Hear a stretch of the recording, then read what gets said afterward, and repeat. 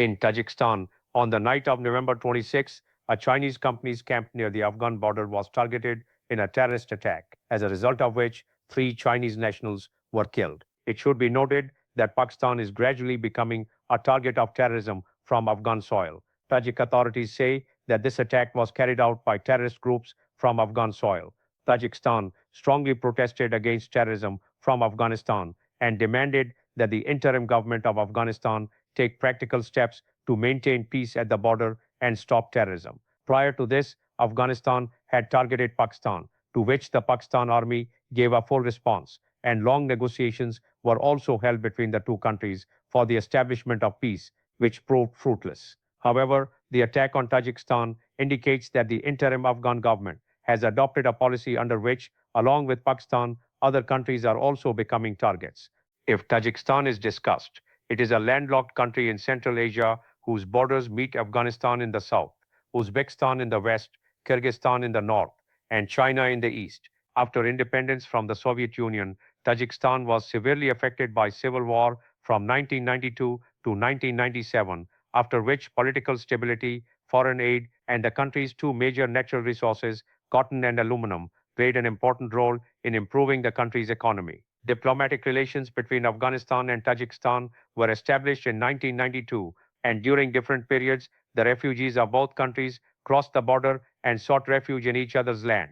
For example, during the 1992 civil war, 80,000 Tajik refugees moved to Afghanistan, and during the Afghan war, thousands of Afghan citizens took refuge in Tajikistan along with Pakistan, which can be considered a mutual point in the relations between Afghanistan, Pakistan, and Tajikistan. The length of the border between Afghanistan and Tajikistan is approximately 1,300 kilometers, which is mostly mountainous and difficult terrain, considered a major route for drug smuggling that travels from Afghanistan to Russia and then reaches Europe.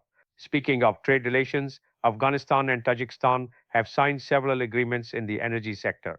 In September 2007, under an agreement worth 500 million US dollars, a project was also planned to supply electricity from Tajikistan and Kyrgyzstan to Afghanistan, and both countries are eager to export their hydroelectric capacity to South Asia.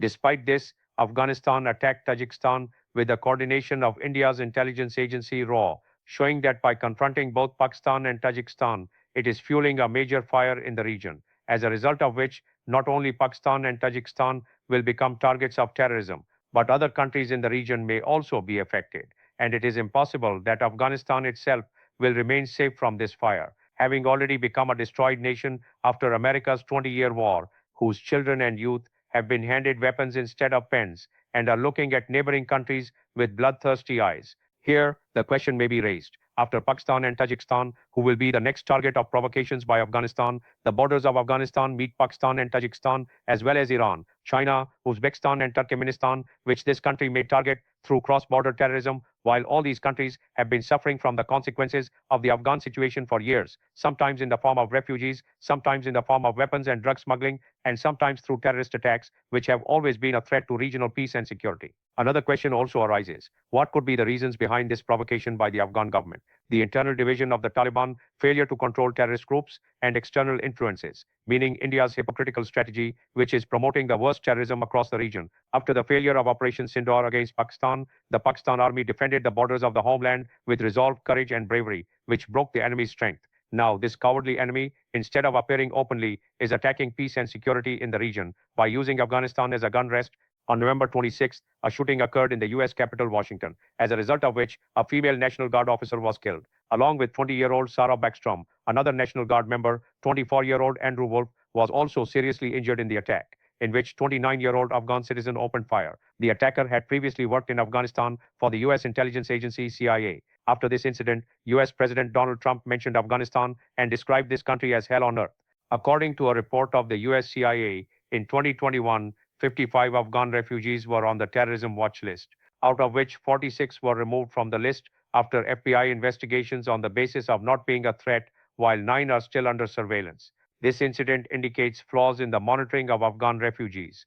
The report recommended keeping the Taliban bound to their promises of controlling terrorism under the Doha Agreement and stopping their US-funded projects so that the Taliban do not benefit.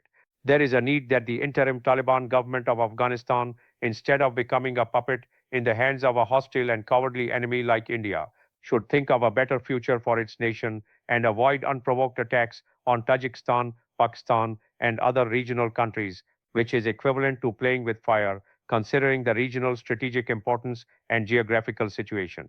If the Afghan government does not act wisely today, this series of provocations may not burn Pakistan or Tajikistan or other neighboring countries, but could burn Afghanistan and its youth to ashes. The Taliban government of Afghanistan perhaps does not realize that, along with US intelligence reports, reports of the monitoring team of the United Nations also indicate that terrorist groups are gradually increasing in Afghanistan, and the US intelligence pointed out that if terrorist groups in Afghanistan are not controlled, they could become a major threat to the US and other countries of the world. In such a situation, it is not impossible that using multilateral forces, another attack on Afghanistan may begin. In such a case, the Afghan people will again fall victim to oppression, brutality, and poverty, already being among the most impoverished nations in the world. And they will have no choice but to once again leave their homeland and head toward neighboring countries like Pakistan, which may once again bear the burden of refugees, as there is still no indication from the Taliban government of any measures to restrain TTP despite increasing concerns of terrorism.